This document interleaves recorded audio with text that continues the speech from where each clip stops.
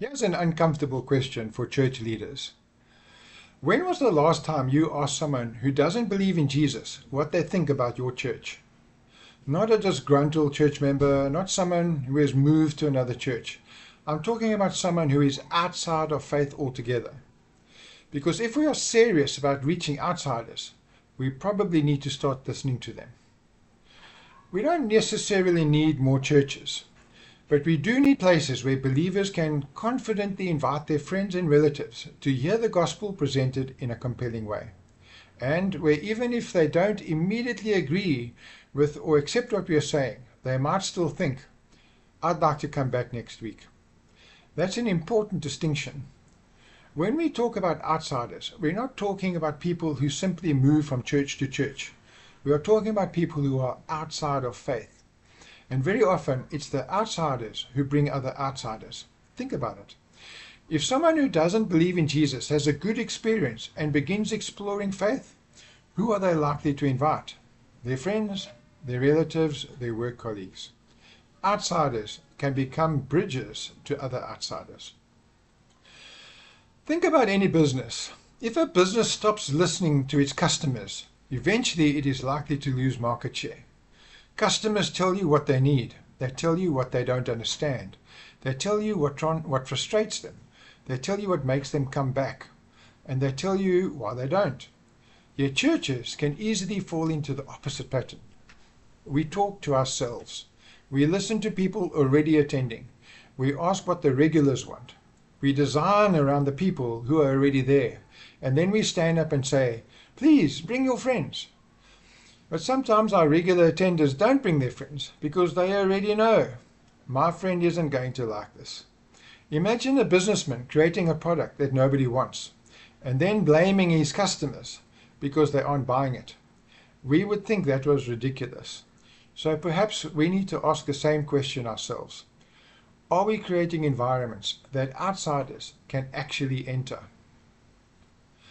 This brings us back to one of the central questions in this series. Who are we trying to reach?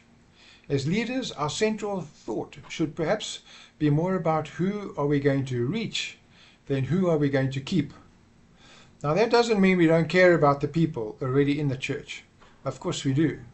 But there is a danger when the people who are already inside become the only people whose preferences shape our decisions. Because insiders have influence. They give, they volunteer, they serve, they attend.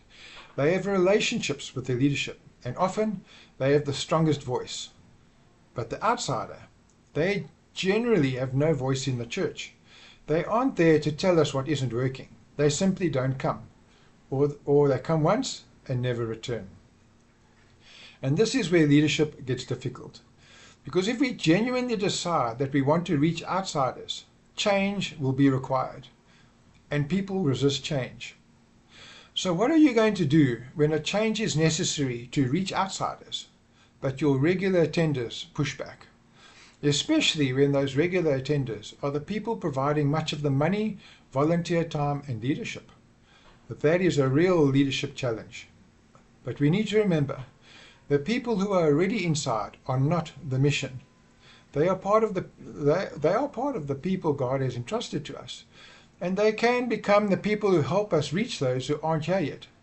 So sometimes leadership means saying, I know this is different from what we've always done, but we believe this is necessary to reach the people Jesus has called us to reach. And here's another trap. Don't pattern your church after other churches that people aren't attending. It's very easy to look around and copy what other churches are doing. They have this program, they use that music, they have this structure, they run this event. But here's the question. Is it producing the fruit we are looking for? If the people we want to reach aren't coming to those churches, why would copying those churches necessarily help us reach them? We need to stop asking, what are other churches doing? And start asking, what are the people we are trying to reach actually experiencing? Jesus gave us a powerful picture of this in the story of the lost sheep. In Luke 15, Jesus describes a shepherd who leaves the 99 sheep to go looking for the one that is lost. Think about that from today's perspective. It almost sounds like the opposite of what we naturally do. We might say, we've already got 99 people here. Let's look after them. But Jesus tells a story where the shepherd goes after the one who is missing. That doesn't mean the 99 don't matter. It tells us something about the heart of God. The one who is not there matters. And if we're going to take that seriously, we need to understand the people who aren't there. So step 1, learn their culture and talk to them. Intentionally develop friendships with people who aren't Christians.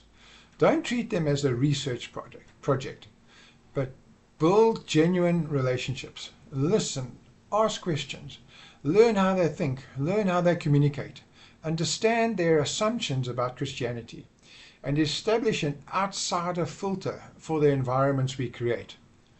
A simple example is the person who's been inviting their friend to church for months, and finally one Sunday that friend actually comes. That person is going to experience everything through their friend's eyes. They're going to notice, does this make sense to my friend? Does my friend feel welcome? Does my friend understand what is happening? That person can become an incredibly valuable outsider filter.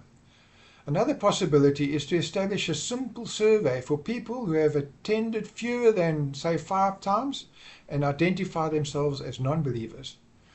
Ask them what they experienced, what confused them, what made them comfortable, what made them uncomfortable, what would make them come back, and consider establishing a team of people specifically trained to connect with visitors. Step 2 is to evaluate your visitor environment through the outsider filter. Walk through the entire experience, not just the sermon, everything. Ask, how will we identify visitors? How can we connect with them without being overbearing?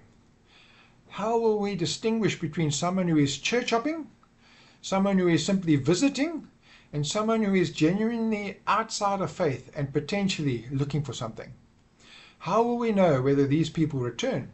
And perhaps most importantly, how will we help them take the next small step? Maybe that step is simply coming back. Maybe it's meeting someone for coffee. Maybe it's joining a community group. Maybe it's attending a course designed for people exploring faith. Don't expect someone to jump from "I'm not a Christian" straight to "I'm fully committed to your church." Think in steps. That's what you talked about in the first principle. Step 3 is to invite them into an environment that is conducive to their situation. If we have designed an environment specifically for outsiders, then expect outsiders to come. Prepare for them, train for them, welcome them, listen to them, and follow up appropriately. Don't simply say, "We hope some visitors come." If reaching outsiders is part of our vision, then we should expect them, because what we expect determines how we prepare. So let's ask ourselves some uncomfortable questions. When was the last time we genuinely listened to someone outside of faith? Do we know what they think about our church? Do we know what they don't understand? Do we know why they would come back? And do we know why they wouldn't? And perhaps the biggest question, are we designing our environments around the people we want to reach or around the people who are already there? The gospel doesn't change. Our message doesn't change. But our understanding of the people we're speaking to must change. We don't change eternal truth to fit the culture. We understand the culture well enough to communicate the unchanging gospel clearly within it. Listening to outsiders isn't about becoming seeker-driven at the expense of biblical truth. It's about taking seriously the people Jesus has called us to reach. It's about understanding them. It's about removing unnecessary barriers. It's about creating environments where they can hear the gospel clearly. And it's about being willing to change what needs to change so that we can reach people who aren't here yet. Because if we stop listening to outsiders, we can very easily end up building a church that is perfectly suited to the people already inside, while becoming increasingly irrelevant to everyone outside. So listen, learn, adapt where necessary, and then invite them and expect them to come. And that leads us to our 6th and final principle in this series. Keep working on it. Because even when we have a plan, a vision, effective communication, and an outsider-focused environment, we're not finished. We need to keep learning, measuring, adjusting, and improving.